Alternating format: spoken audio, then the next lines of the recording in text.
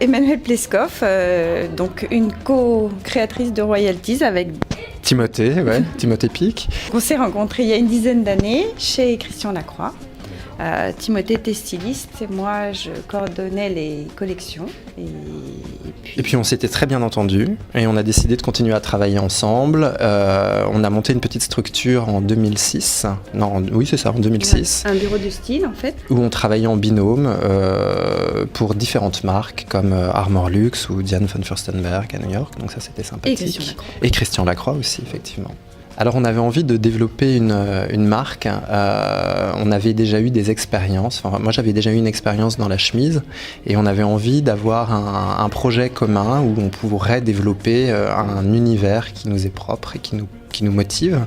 Et donc on s'est posé la question en se disant comment on peut faire de la fabrication française en proposant un produit qui soit donc un peu plus haut de gamme qu'un produit classique, dans lequel les gens peuvent mettre peut-être un peu plus d'argent parce que c'est fabriqué en France, mais qui reste quand même un produit abordable dans cette période un peu difficile.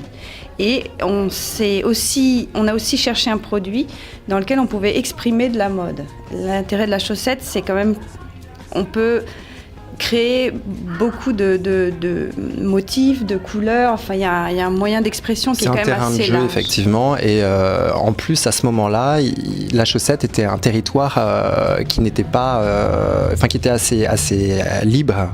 On pouvait s'exprimer assez librement. Il y avait pas pléthore de propositions. Il y avait des choses à faire. Donc, on en a profité aussi pour s'exprimer sur ce média-là, quoi. Bah ouais, c'est super important. Ça tient chaud, c'est agréable à porter, c'est joli, c'est un petit accent de couleur ou de graphisme au niveau de la silhouette. Ça peut donner le ton à un look, ça peut twister un style très classique. Enfin, il y a pas mal de choses qui lui donnent une certaine légitimité. Ouais. Ça, c'est pour le côté visuel. Et puis après, effectivement, des matières assez douces, c'est quand même agréable de se faire du bien. Et puis on a aussi travaillé sur la solidité de nos chaussettes. Elles sont assez résistantes. On n'a pas forcément envie non plus d'en changer toutes les 2 minutes. Quand on aime une paire de chaussettes, surtout celles qui sont assez travaillées, on a envie qu'elle dure un peu quand même. Non, c'est pas difficile de fabriquer une bonne chaussette. Il faut choisir de très bons fils et choisir une usine, un partenaire qui soit consciencieux et qui optimise ses méthodes de fabrication. Alors, il y a différents types de techniques et différents types de jauges. Nous, on utilise une qualité un peu plus fine. Alors, on peut parler de jauge, on peut parler de finesse du fil, qui va être par exemple celle-ci.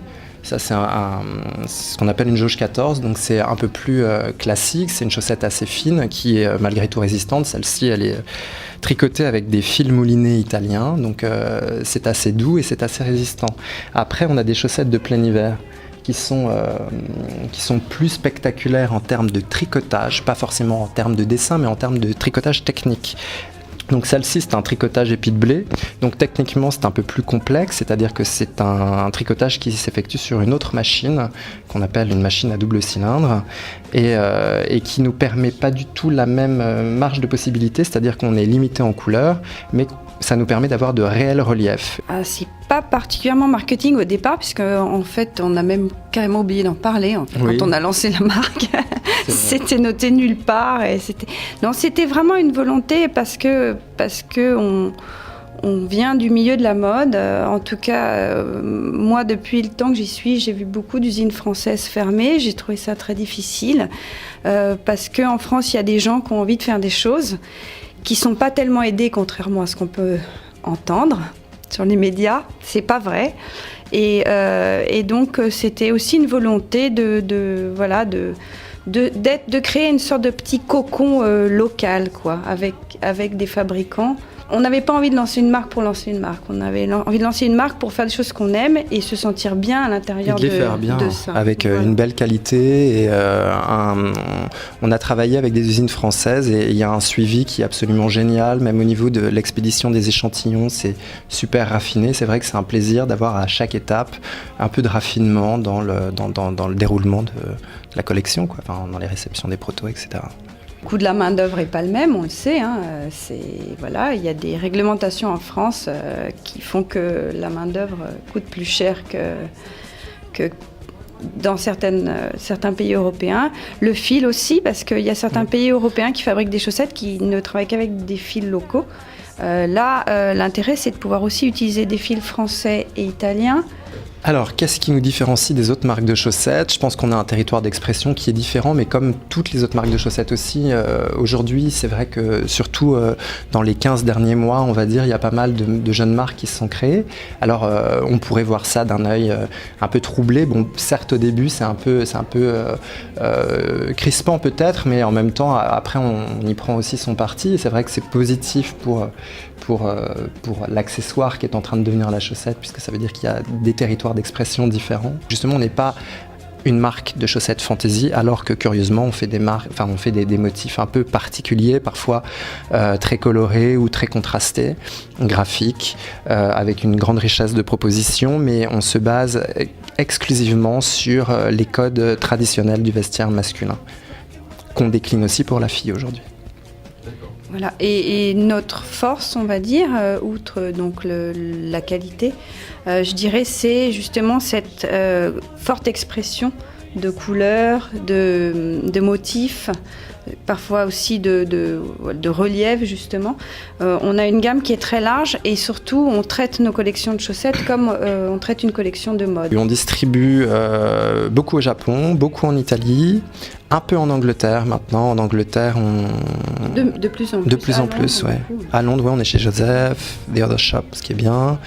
On est vendu aussi à Paris, un petit peu. On a quelques boutiques, on a Arty Dandy à Paris. Mais c'est vrai qu'on est beaucoup plus présent hors de France. C'est-à-dire que ça ne bloque pas du tout au niveau du consommateur final, puisque on vend sur notre site internet et là, on a une grosse majorité de clients français. Oui. Mais au niveau des boutiques, il y a un blocage. J'arrive pas complètement à identifier lequel. Je pense que comme c'est un produit mode, enfin un produit qui est travaillé comme de la mode, mais qui dans l'esprit des gens au départ n'était pas un produit de mode, je pense qu'ils savent pas comment l'aborder.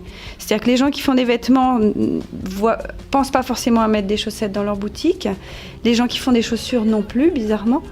Et voilà, je pense que ça va venir, mais il y a une éducation à faire des boutiques pour qu'ils comprennent que la chaussette en accessoire mode, ça peut vraiment apporter un truc et finalement, ça coûte pas tellement cher, donc c'est plutôt sympa, ça se vend facilement. Une chaussette royalty, ça se porte exactement comme on a envie de la porter. Alors justement, nous, ce qui nous intéresse, c'est de toucher quand même des gens qui vont réussir à l'adapter à leur goût, à la twister avec leur silhouette. Même tout simplement, on a pas mal de clients qui vont bosser en costume un peu classique et qui justement mettent une paire de chaussettes un peu plus fun qu'une chaussette noire, qui se voit que quand il s'asseye et qu'il croise les jambes. C'est une petite touche un peu fantaisie sans que ça soit non plus complètement dingue, quoi. En ce moment, on travaille de plus en plus sur des partenariats avec des marques. Donc là, on travaille en ce moment avec Kitsune, on travaille avec Tiger Sushi, on travaille avec Mellow Yellow aussi, qui est pour la branche filles uniquement. Donc tous ces partenariats, en ce moment en tout cas, c'est un travail qui est assez excitant parce que c'est le mélange de notre univers avec l'univers de l'autre. Merci Timothée Emmanuel. Merci. Merci.